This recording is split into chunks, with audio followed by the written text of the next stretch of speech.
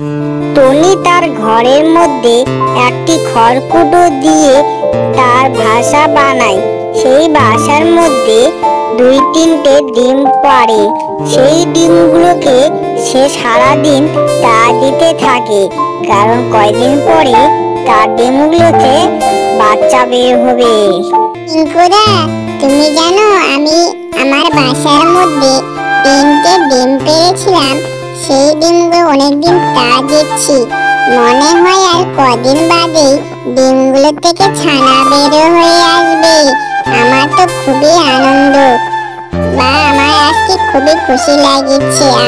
আমি তো আজকে বনের সব পশুগুলোকে বলে বেড়াবো আমার বাচ্চা বের হবে ডিমগুলো থেকে। কি মজা!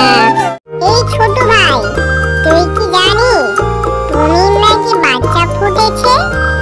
ও বাচ্চা ফুটেনি, তার 3টে ডিম পেড়েছে। সেই ডিমগুলো থেকে নাকি কদিন বাদে ছানা বের হবে। টুনি কোথায় রে? টুনিকে তুই কি দেখতে পেয়েছিস? তারপর সেখানে টুনি পাখি আসে। এসে সে তার বাচ্চার ডিমের ব্যাপারে গল্প করতে থাকে। তারা বলতে থাকে কবে বাচ্চা ফুটবে। তো টুনি সারাদিন ধরে তার ডিমগুলোকে তা দেওয়ার ফলে সে অনেকটাই ক্লান্ত হয়ে যায়। তার জন্য সে একটু বিশ্রাম করে। একটু পরে আবার সকাল হয়ে যায়। ও বাবা, কত সুন্দর! মনে হচ্ছে আর কিছুক্ষণের মধ্যেই আমার ডিমগুলো ফেটে বাচ্চা বের হবে। না, ভালো করে তা দিতে হবে আমাকে, এক্ষুনি বাচ্চা বের হবে। ডিমগুলোকে ভালো করে দেখার পর টুনি সেই ডিমগুলোর উপর বসে পড়ে আর ভালো করে তা দিতে থাকে। ভালো করে না তা দিলে সেই ডিমগুলো নষ্ট হওয়ার সম্ভাবনা আছে। সেই জন্য ডিমগুলোকে ভালো করে তা দিতে থাকে। বেশ কিছুক্ষণ ধরে টুনির ডিমগুলোকে তা দিতে থাকে।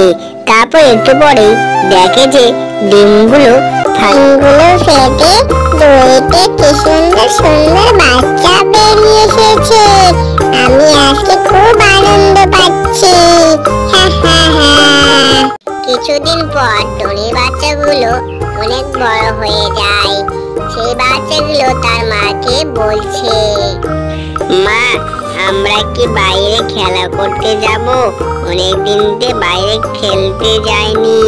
আচ্ছা ঠিক আছে বাবা, তোরা খেলতে যাবি তো? তাহলে ঠিক আছে, তোরা খেলতে যা, কিন্তু সকাল সকাল চলে আসবি। সূর্য ডোবার আগে বাড়ি ফিরতে হবে। আচ্ছা মা, ঠিক আছে, আমরা তাড়াতাড়ি চলে আসবো, তোমাকে চিন্তা করতে হবে না। তারপর টুনির বাচ্চারা খেলতে চলে যায়। চ্যানেলটিতে লাইক করুন, চ্যানেলটি সাবস্ক্রাইব করুন, পাশে থাকা বেল আইকনটি অন করুন সর্বপ্রথম ভিডিও চলে আসার জন্য।